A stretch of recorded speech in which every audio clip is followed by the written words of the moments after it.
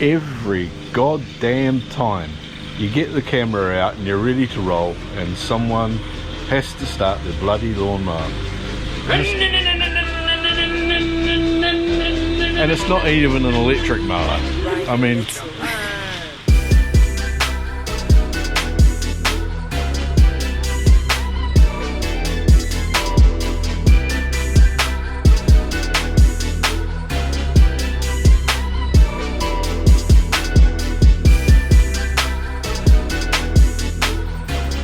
g'day, how's it going? Welcome back, and we're going to move away from the goddamn lawnmower.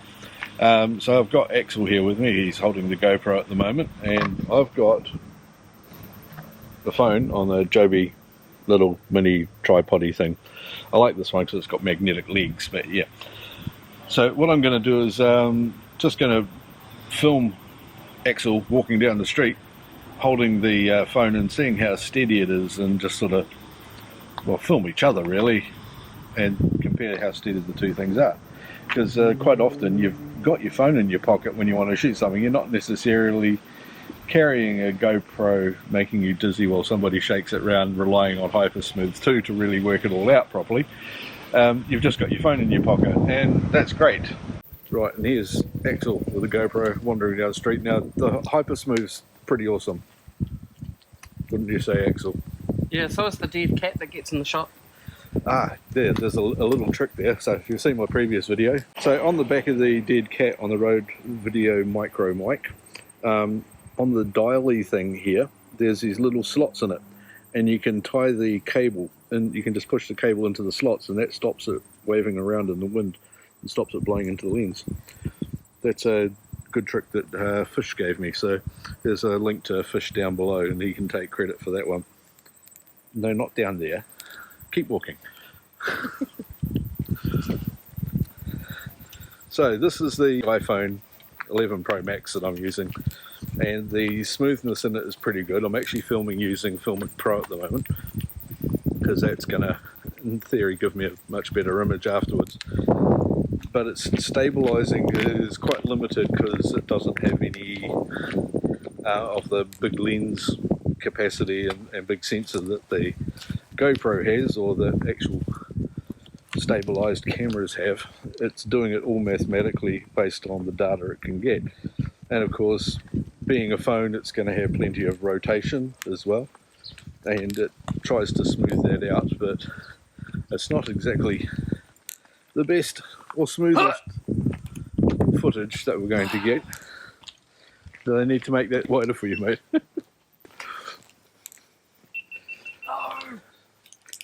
And so these strafing shots when you're walking are going to wobble a little bit. I'm overdoing it at the moment so you can see how it works, but you're always going to get it. It's never going to be that beautiful cinematic footage that you really want. And then of course when you're doing the selfie stuff, you can't even see it to balance it out yourself anyway. The GoPro does a really good job of that.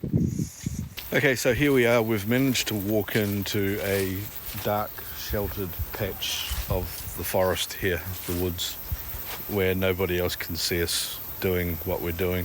Yeah, as you can see, the phone is a bit unstable and unsteady as it is, and that's basically because of the center of rotation is right near the camera, and Axel's walking around me to show that this GoPro footage just here is actually a lot cleaner. But we do have a bit of an answer for it, because I just picked this up today, which is the Osmo Mobile 3.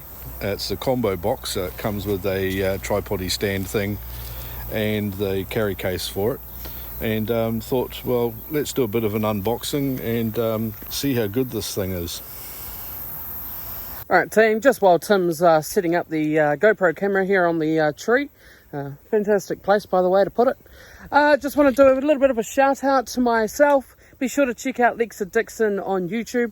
My latest video is about the One Room Fan Museum, little Lord of the Rings fan museum.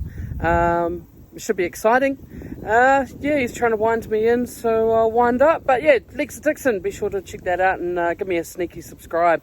But anyways, you came here. So here we go, you've got the box, and I'm going to open it up. It says here it works with Google Play and App Store apps to get for it. and all those things. Don't use that QR code, it won't work. Okay, and the box is really well sealed. Oh, it is actually sealed. It's got a... I thought you were going to chew all of this open. Okay, hope I don't need to return it.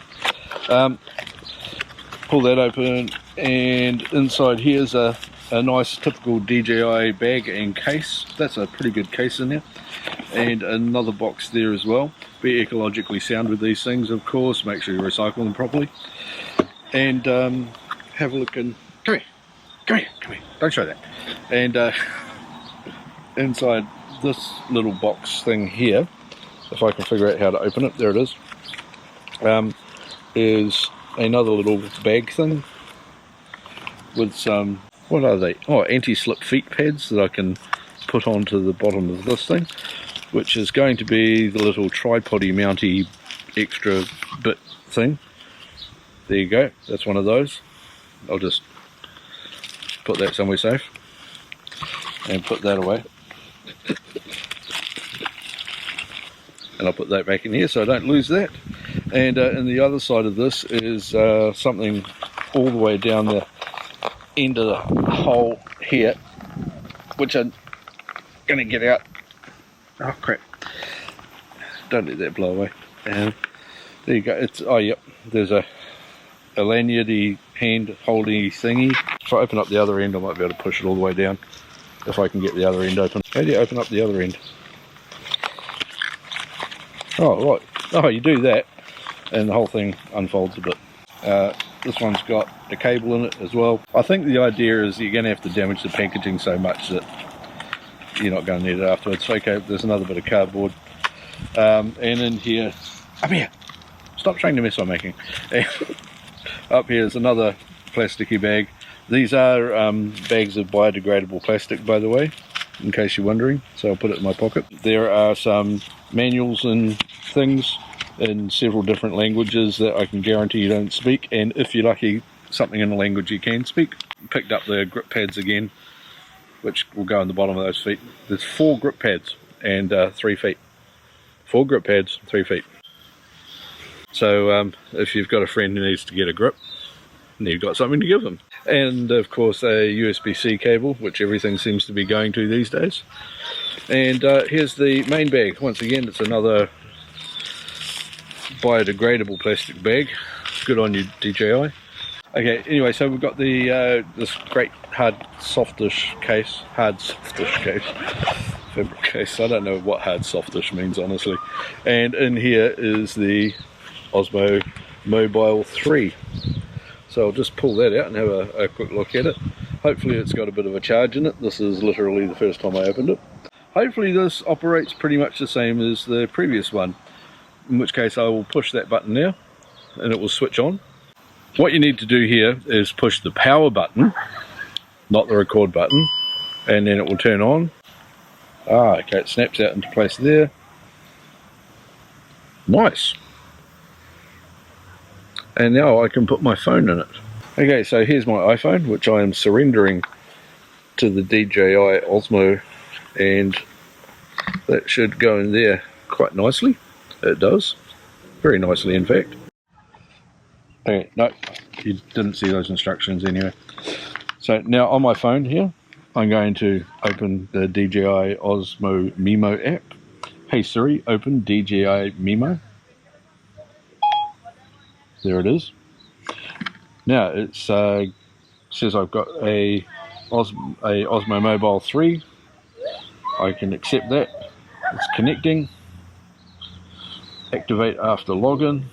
Okay, I'm going to log into here. Login successful. There we go. So I've logged in. I'm activating it. It's activating. Activation success. And what's that say? Notice for beginners. That'll be us. I'm not a beginner. I'm not an amateur. I'm a professional. So it says to balance it that way. I already did. Balance it that way. I already did. Move it around with the joysticky thing. There you go. I've done that. Push stop and start to start recording. Yep, I know that one. Change mode, which does things. zoom in and out trigger on the side, so you can go tight or wide, and the button on the front for holding it steady or letting it follow and do stuff. Power cable, I'm not near a power cable, so I'm not going to do that one. There's a firmware update. Great. 81%, 82, 83, 84%. 1 Microsoft second remaining. The next day. There's a thing here where if you're going to do demos with these, buy 2 of them. One to leave for unboxing and another one to prepare earlier. So that's all done, and there we go. It's showing me the trees. So I'll click mode, and I think that will take us to landscape, will it? Oh, it's in standby mode. Oh, double click and it goes. I got that right. I was just guessing. See, I didn't even read the manual on that. Seriously, I really didn't. Right, and now what I'm going to do is follow Axel all the way back home again and see how much smoother it is. Okay, let's head home. Wow, now how much smoother is this straight away?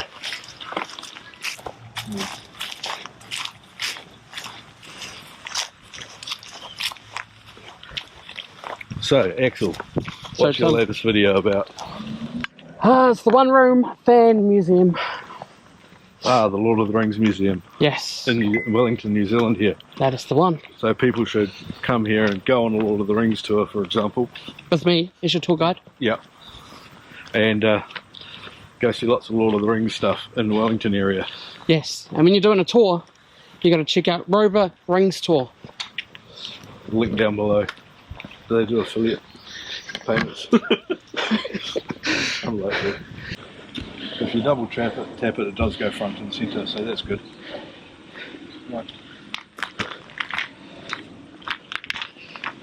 So with that, we'll head back to the house, pull some of this off, edit out all the rubbish, and come up with a really awesome video.